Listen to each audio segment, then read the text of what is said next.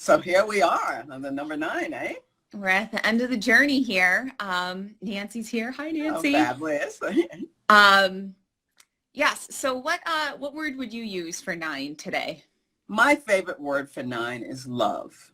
Okay. And you know what's interesting about the 9? Because the 9, I was just looking up and I can't relate it back. If anybody's interested, it's really fascinating to look up the mysteries of the 9 or the number 9. Just Google it. I mean, there's so much as far as platonic solids. I mean, one thing I remember is like a sphere. You know, when you divide a circle, you know, it's 360, that equals 9. You divide it in half, it's 180, that's 9. And every angle, every division you make, what the angle is going to equal 9.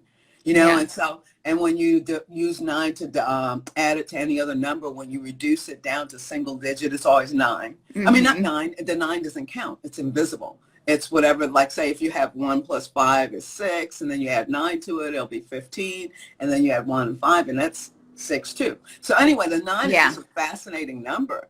And the 3 areas in life we all have our wonderful challenges around is love, money, and health.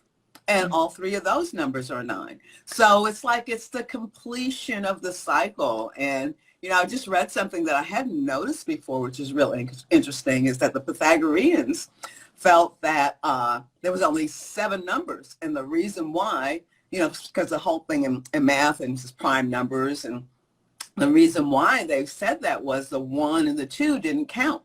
The actual numbering in life, and it makes sense, starts at the 3, which is the birth. Wow. You know, because the 1 was the 1 and the 2 was duality. And so they just put those out. And so back to the beginning, you know, that we start with that. Because we start as a whole, and then it becomes a dual. And then when it comes back together, we're at the 3, and that's when it's showtime. Life has begun. We've got a focal point. The creation's going all the way to the 9. Wow, that's so cool. I never heard that before. That's super interesting. Well, and for anyone out there, any of our numerology geeks out there, I'm a 999. My life path, soul path, all of that. Everything, 999. And, you know, that was like when I met you, your challenge is you're everything. You know, how do you formulate something? How do you reduce that down to take something to focus on, which has been your challenge. And also, you know, not to be so diffuse, you know, because a 9, it's like returning it back. Source is a 9, is the other word. So source and love are my 2 things. But love is the greatest because so many people talk about love. All we have to do is love. It's love instead of fear. And you know, do we really know what love means? Right. I tried to do a little video on this, and actually, I got a lot of views. It was my first Instagram TV video, and I was saying that, you know, love, when we have these experiences of love, like in these moments, whatever you're in love with, just in that moment, like you're just writing such rich code that's going to have like this spiritual memory. And I was relating it to like we have this love for people that have passed on, and how can we feel, you know, Christmas time is coming up, and so many people have traditions around that, and you start. And it's almost like those memories oftentimes become inspiration to do something the same way but different, or, you know, to bring back that feeling. And we can always go back to that feeling. Yeah, but let's break that down. What is that memory? You know? Yeah, well, I think memories are just like senses encoded into our mitochondrial DNA. Yeah. But also, too, the biggest thing about life, so many people say when they, you know, cross over and have to come back, their lesson is that the most important thing in life is relationships. You know, and when people go to the pearly gates, and they, you know, they wind up reviewing the relationships, what they've done to other people in their life. And even what you're saying there, why that, you know, that strikes a chord with so many people, is because what love really is an exchange of energy back and forth. And when that energy is equal, that is when it's love. Otherwise, it is not. So that is why, you know, the regrets and everything, we know when we don't have an equal exchange back and forth, you know, when there's not a balance into interaction. You know, and it's so interesting that the word problem is also the same vibration exactly as love. You know, when we have a problem, we can just look and see what's the interchange of energy, you know? And I think, too, even like in my own life on this path, when I started having real challenges where something really was like a relationship type thing, and you were really wondering, like, is this the other person? Is this me? Like, what's going on? And to really put that love lens on of just like, I love this person. They're never trying to hurt me. The situation isn't trying to hurt me. So what do I really get out of this? Why did this happen? And when you say that, the love, because I just really want to, I don't know about other people. I think more people are really confused about what love is than admit, Yeah. And because even what you're saying there, that's an acceptance, that's an appreciation, and what the love that's missing when you're saying you love this person, what if you looked at that? I'm not going to put you on the car here, but it's just coming to me, so I'm going. So what if you put that at, I love this person, and as you were saying that, what is my exchange? As opposed to, I love this person, and then we put in beliefs, we put in ideology, we put in what we heard love is, we put in all these things, and we make up what we love about that person. Well, I think, personally, I think love is pain and problems in a lot of ways, because I think we're all here to reflect our relationships to grow so that we can give each other the challenges. And geez, don't you want to do it with someone you love rather than someone you don't like so much? I mean, and I was just going to mention too, I always remember this card in the tarot. It's the Nine of Wands, and it shows this ram, and he's at the top, and he's got all these scars, and it's sort of like this resiliency card, like, all these scars and all these lessons, and you can look back and you can have this like spite about it or whatever, or you can realize that you really are stronger with every round. And it says in there too, I feel like you're going to disagree with this right away, but the better you get, the more people notice, and what you have, they're going to want from you, and they're going to want it through force and fight. And it's for you to be, I'm above that. I don't fight like that anymore. I don't do that anymore. No, and that's just standing in that power. Sorry. Yeah, no, but that's a wonderful segue, because the other word for love that's one of my favorite words is greatness. And you won't even think of it that way. And also ego is love. So, that's why I'm saying nurture is another word for love. So when we say we love, what we're really thinking about is nurture.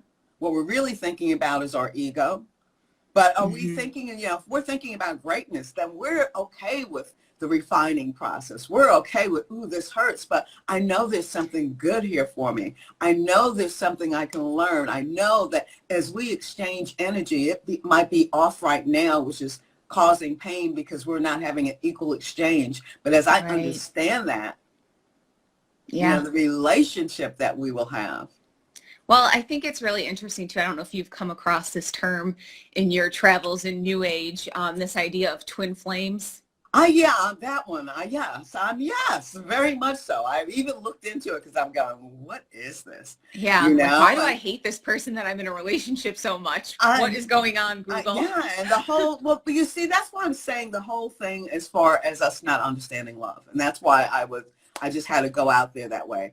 And, and when people feel like they have an exchange with someone, which is what love is supposed to be, then that's the twin flame, and all of these things come in there, and people are using it like, oh my God, no, I won't go there. But I just saw someone who I think is being even manipulated by someone who's saying they're the twin flame because they're the same colors around them, and it was somebody she met online, So it's just like, that's what my whole point of us putting things into what love means instead of doing the work to experience what love is.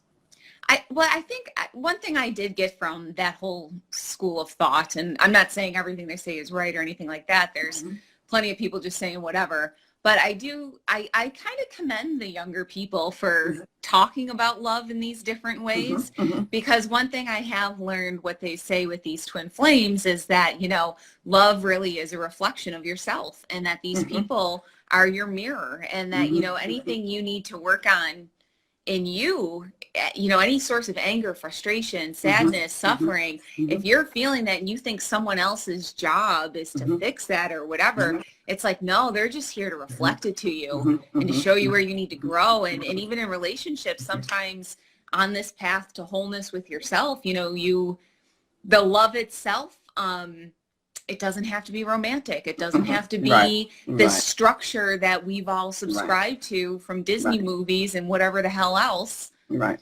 Right. No, that was beautiful. And that is so true. And that is why we love everybody, because everybody's a reflection, not just a twin flame. I mean, there's more of, you know, there's more of a connection with that. But that you bring in another great point that we miss is that love is really the giving more so than the receiving. Oh, yeah. Yeah. Okay. Because to love something means that you're putting that thing into motion. You're starting that evolutionary process. You're given to life. And as you give to life, life will return back to you. Yeah. Yeah. It's not a matter of, well, will someone help me feel secure? Will someone help me be anyway? You know, that's really, I mean, I think other words, I think if we created other words for those experiences that we're trying to create, you know, I'm not making it right, wrong, good or bad. I'm saying useful. If we created other words that might be more useful for us to try to understand what we're looking for. I mean, how many people are looking for love when that's not really it? Or even with money, you know, money is also 9. Money is at 999. You know, and so many people say if you know, look at what you're looking for. If you want money for freedom, experience feeling freedom. You can't experience feeling money to get freedom. You see, so it's understanding that we are giving. Yeah. You know. Yeah.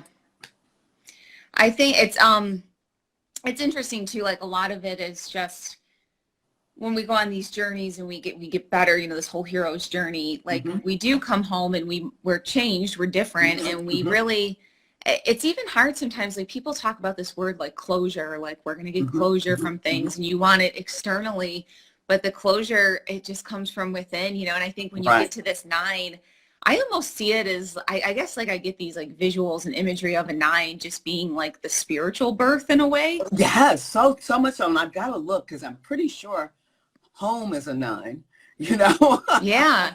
You know, and that coming home is so beautiful. It's, I mean, and that's what we're doing continually. Oh no, it's a 3. I mean a 5 rather. But there was something else that was 9. But anyway, it might be house or one of those, but it was that same thing that you're saying as far as just coming home, you know, just getting to that place of, you know, we return to the cycle, whether we get back there, you know, the ascending or, you know, or we've descended and then reconnected in, you know, as far as having a step of growth, you know, having that plateau, because you can even think of it in that way, like getting to the 9 is that plateau. You've, you know, on the journey, the hero's journey. Okay, I've gone through this phase, you know, I've arrived here, because what we said is all the concepts, play, health, money, love, everything. I mean, when it's an end point like that, it's always a 9. And I go, wow, isn't that fascinating, you know? So. And I mean, as we've talked a lot, like we're talking about a linear process right now, but you know, we understand that everything is also cyclical and you know, spiraling. So even this 9 it's a completion, but it's also the start of something. Not the start, but something new is going to come from this place. And I think there is a little bit of like, even for me, there's always a little bit of bittersweetness with something ending. It's why we try to hold on to things so much. And you know, I even think of that butterfly becoming the caterpillar and really sitting there and being like, damn, I'm never going to be a caterpillar again. Like, and we even on my own path, I've lost certain friends and people, and I've just thought like, wow, that sucks that I'm never really going to be with that person until they get where they got to be. Right. And so that is so beautiful though, because you're bringing it back to the whole point of life is for the experiences. But, you know, I mean, how many times do people look at love as a possession? Yeah. You know? Well, and oh my God, our group coaching session today was just absolutely mind-blowing to me, impactful in so many ways. And I wrote this down after that because you talked about, and I want to talk to you about this more. I really want to talk to you about homeschooling your kids and like how that decision came up. And I mean, you did a ton of research and before you even committed to it and all that. And it just struck me so much, like, when did this point come that women didn't trust themselves to be mothers? They didn't trust themselves to administer medicine. They didn't trust themselves to protect them, all these things, and men too. But it's just like this crazy, and when you think of love, and I think of trust with love, because when you really love someone, you trust that, and you trust their growth and their path and everything else. Yeah, and so that's a perfect example too, as far as what love is, allowing that exchange. So if you trust someone, you allow them to give to you as you're giving to them. Yeah. And that's what trust is. You give that person space to really give to you. Yeah, because, and I think, I can't even remember where I picked it up, but somebody even said, when you refuse love, when you don't let yourself receive it, think of how good you feel when you give it out to someone. So when you don't receive it from someone else, you're denying them that experience. Right. And you're saying something right there, especially when you're with kids and little kids, how I think we get confused of what allowing them to give us love is. Yeah. We have, and that's the whole thing of having this picture in our head of what love is. When, and especially with little kids, when you're there in the moment and you can see how they're giving you love, by even asserting who they are. Yeah. And how many times is that like, whoa, wait a minute, it has to be this way. Yeah. But to let a kid assert who they are and see that as love. Yeah. And I mean, why too, we respectfully, champion, of course, but but we champion certain expressions. We love it when kids are being entertaining and when they're funny like this, but then we bastardize other expressions. And, and so then just as a kid, I know even from when I was a kid, I was very confused as to like, wait, it's okay to do it now, but it's not okay to do it now. And they don't understand society and all this other stuff. And a lot of times love is obedience. That's what I'm saying. We confuse this word love with so much. That's one of my pet peeves. I'm so, because it took me forever. That's part of why I started this database. Was what is love? What is God? Those two words I heard so much, and I was clueless what they meant. I was like, okay, you say it means this, and you say it means that, and I'm not feeling what you're saying it means. So anyway. I remember I made this like scrapbook for my parents for Christmas, like, I don't know, I was a teenager when I made it. And I ended it with there was a quote that I'd seen, and it said, love isn't looking into each other's eyes. It's looking together in the same direction forward. Ooh. And it's like, and my parents were, they really did love each other, and they were like that, and even when they disagreed about how they were going to get places, their end goal was always the same. And I was very fortunate to grow up. I saw true love and real love and respect and all of that stuff. And I've always been really intolerant of people not like, if it's not real love, I'm not super interested in life. But, going back with all those 9s, one of my challenges too is just like everything's all or nothing for me. So sometimes it's hard to just be in the middle with everything. Right. And see that the journey to the 9 is balancing. It's balancing the polarities to get back to that center point, because you have to entertain both sides. There's no right or wrong, good or bad. It's an experience. It's and that's the big thing with raising kids, appreciating that.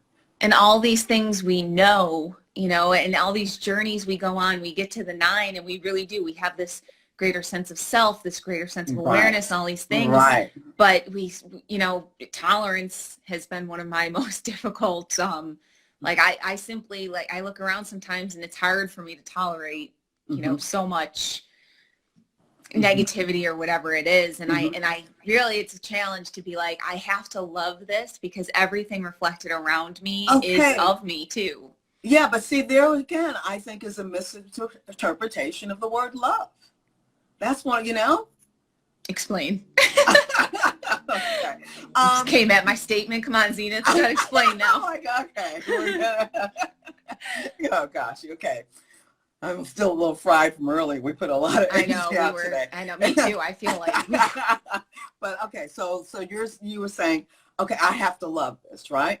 So what are you saying? I have to love this. You're saying I have to agree with this. I have to say this is right. I have to say this is good for me. No, That's I what I think hear when you're saying, when I'm oh, saying I have to say that's a part of life, so that means that's love. What love is, it's an exchange of energy. So you're saying that means you have to get in there and exchange energy with that? no, no, I'm saying that, like, even when we were talking about the Chinese smart cities, like that's what we were talking about in coaching Uh-huh. today, Uh-huh.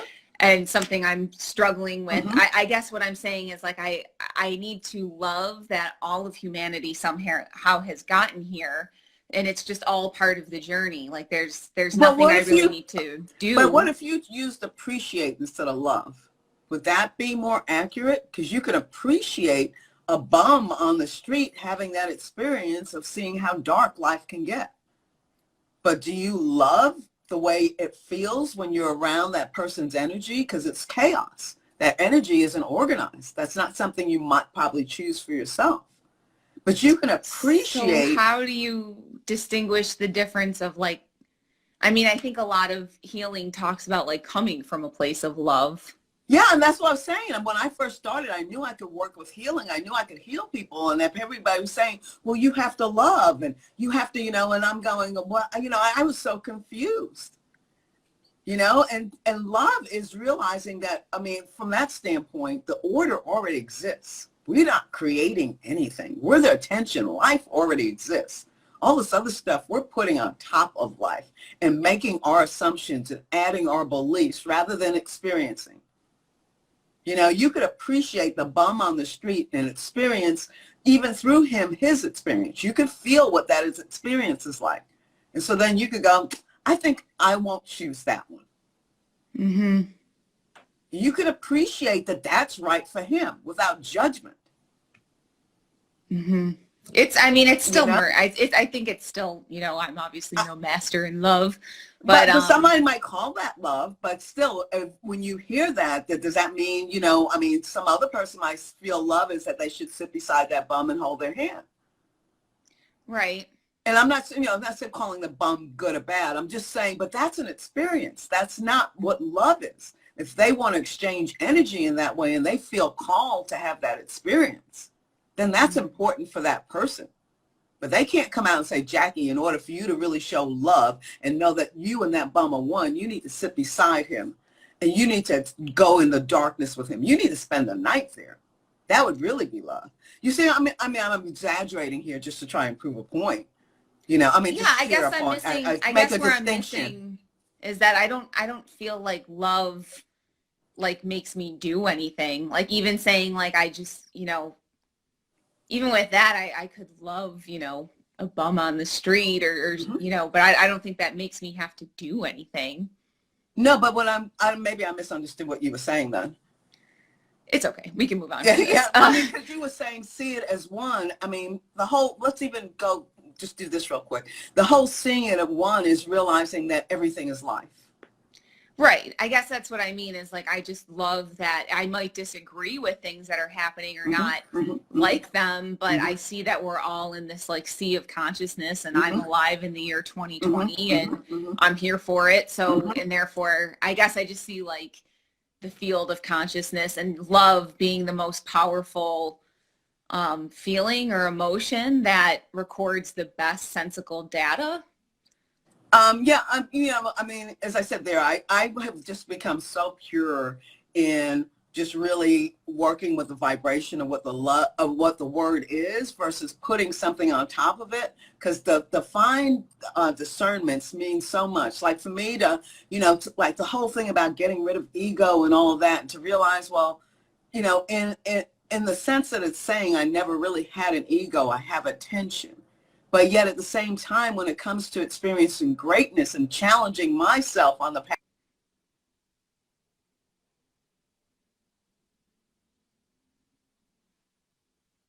Okay, am I back? That was my phone going on. Yes, yeah. Can you hear Oh, it's okay. me? Yes, Okay, I great. can now. Yeah. Yeah. So what I was saying was, I become so pure. And like, say, for example, I was talking about ego, like, so I was talking about appreciating that life is, that life is there, and the ego, rather than trying to get rid of my ego, putting my attention on I'm a part of life right? And it's almost like if you play whack-a-mole, I'm really a part of life, and I can pop myself up for my role in life. That's when I have my ego, and I see a separation. That's the only time you see a separation, when you pop out of life.